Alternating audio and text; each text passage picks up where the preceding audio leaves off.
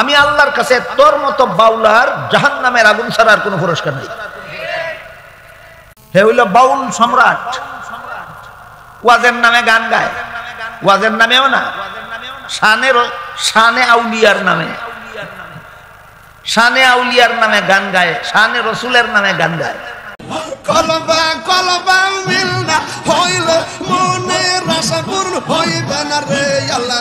এই শিরাইতে কারবাসি বাজে, শিরাইতে কারবাসি বাজে, আগুন লাগছে কলবের ভিতর। আর এমন নাচা নাচে জিকিরের মাহফিল নাম দিয়া বাস্তব নর্তকীও মনে হয় হের মতো নাস্তা করে, নর্তকীর মতো স্টেজ নাচে আর বাউলের মতো গান গায় আর কয় ওলির শান গাই। আমি আপনারা জিজ্ঞাসা করি, নিশিরাইতে কারবাসি বাজাই কারবাসি বাজে, শিরাইতে কারবাসি বাজে, আগুন লাগছে। এটা কোন অলির শান? কোন অলি? নিশিরাইতে বাঁশি বাজে, নিশিরাইতে বাঁশি বাজে কোন অলি? কোন অলি নিশিরাইতে বাঁশি বাজাইছে? অর্থ কি? এটা কোন নবীর শান? আপনারা আসেন, আপনার মতো এরকম শত শত শত শত মাতাল এই বাউলার গান শুনে বইয়া বইয়া।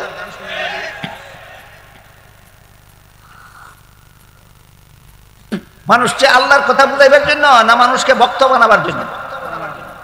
হাসরের মাঠে আল্লাহ জিজ্ঞাসা করবেন, কে লই আইছস? খুব এগুলি লিয়েছি, এগুলি তো তুই আমারে খুশি করার লাগি করছস না, তোর শ্রোতারে খুশি করার লাগি করছস। আমি আল্লাহর কাছে তোর মতো বাউলার জাহান্নামের আগুন ছাড়া আর কোনো পুরস্কার নেই। আরেক হাদিসে উল্লেখ আছে, রাসূল করিম সাল্লাল্লাহু আলাইহি ওয়াসাল্লাম বলেন,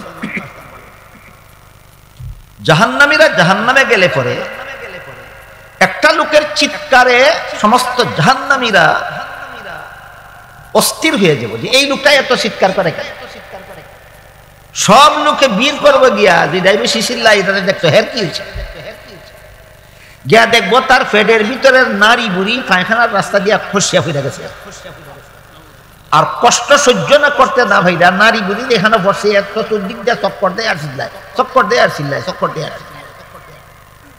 রাসূল বলেন অন্যান্য জাহান্নামীরা তারে জিজ্ঞাসা করবো, জাহান্নামের আগুনে তো আমরাও জ্বলতাছি, তুই অত চিল্লাস কার লাগিয়া? তুই দি তোরে দেখি দুনিয়াতে আমরা ওয়াজের মঞ্চে দেখছিলাম, কই দেখছি? তুই দি আমরা ওয়াজ করতে আজকে তোর দুর্দশা কার লাগিয়া? তখন কইব ওয়াজ করতাম তোমরা রে আমার ভক্ত বানানির লাগি, আল্লাহরে খুশি করার লাগি। কত নম্বর গেল জাহান্নাম? একদল শহীদ জাহান্নামে গেল, একদল দানবীর জাহান্নামে গেল, আর একদল বাউল সম্রাট জাহান্নামে গেল। এই বাউল সম্রাটের বাড়ি কইলাম সিলেট না, ব্রাহ্মণবাড়িয়া। বাউল সম্রাটের বাড়ি ব্রাহ্মণবাড়িয়া।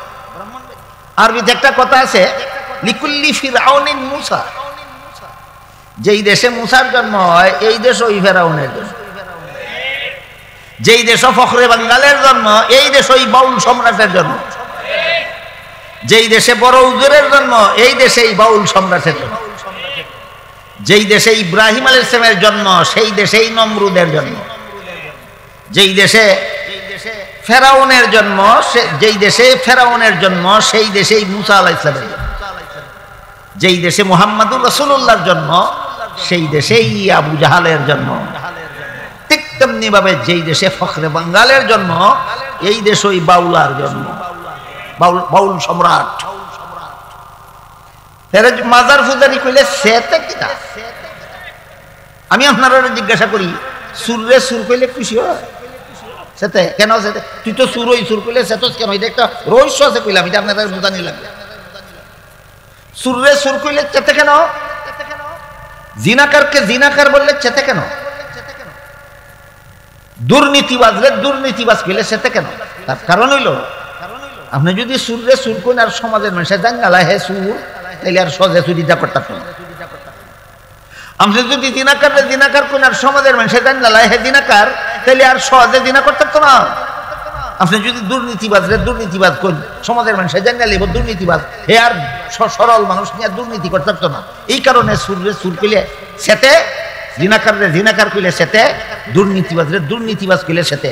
ঠিক তেমনি ভাবে কবর পূজারি কইলে সেতে কেন? কারণ মানুষের যদি চিন্তা লাগে কবর পূজারি, আর নির্বিঘ্নে কবর পূজাটা করতে পারতো না। আপনার একটু বুঝালেন হে কেতনা বড় কবর পূজারি। হে মঞ্চে দাঁড়াইয়া ওলির শান নামে একটা গান, অনেকগুলি গান কয়, এর মধ্যে একটা গান হইল আল্লাহর দন রসুলকে দিয়া আল্লাহ গেল গাই দিয়া, রসুলের দন খাজায় ফাইয়া শুইল গিয়া আজমিরে, কেউ ফিরে না খালি হাতে খাজা বাবা। আজমির শরীফ হইল খাজা মঈনুদ্দিন চিশতি রহমাতুল্লাহ আলাইহির মাজার। ইন্ডিয়ার আজমির শরীফে খাজা মঈনুদ্দিন পৃথিবীর বিখ্যাত ওলি ছিলেন, উনার মাজার হইল আজমির শরীফ। উনার কাছে গিয়া যে যাওয়াই চায় খালি হাতে ফিরে যায়, যে যাওয়াই চায়। কেউ গিয়া যদি সন্তান চায় খাজা বাবায় সন্তান দিয়া দেয়, কেউ গিয়া যদি দন চায় খাজা বাবায় দন দিয়া দেয়, কেউ যদি রোগ মুক্তি চায় খাজা বাবায় রোগ মুক্তি দিয়া দেয়, কেউ যদি গুনাহ মাফ চায় খাজা বাবায় গুনাহ মাফ দিয়া দেয়, কেউ যদি জাহান্নাম থেকে নাজাত চায় খাজা বাবায় জাহান্নাম থেকে মুক্তি দিয়া দেয়, কেউ যদি জান্নাত চায় খাজা বাবায় জান্নাত দিয়া দেয়। এই বাউল সম্রাট, তাহলে তোর আল্লাহ কোন কামের রে? খাজা বাবার কাছে যা কিছু চায়, কেউ যদি খালি হাতে না ফিরে, সবই যদি ভাইয়া যায়, তোর আল্লাহ কোন কামের? আপনারা বলেন সন্তান চাইলে সন্তান দেওয়ার মালিক খাজা বাবা না আল্লাহ? সুখ শান্তি দেওয়ার মালিক, রোগ মুক্তি দেওয়ার মালিক, গুনাহ মাফ করার মালিক, জাহান্নাম থেকে মুক্তি দেওয়ার মালিক, জান্নাত দান করার মালিক। যেই জিনিস একমাত্র আল্লাহর, এই জিনিস অন্য কারো কইলে ওই, এই জিনিস মাজারওয়ালার কইলে ওই মাজার ভুদা হয়। তুই জীবনে শিখছই না, তোর কোন উস্তাদে শিখাইছই না ভুদা কারে কয়? যেই জিনিস আল্লাহ ছাড়া, যেই কাজ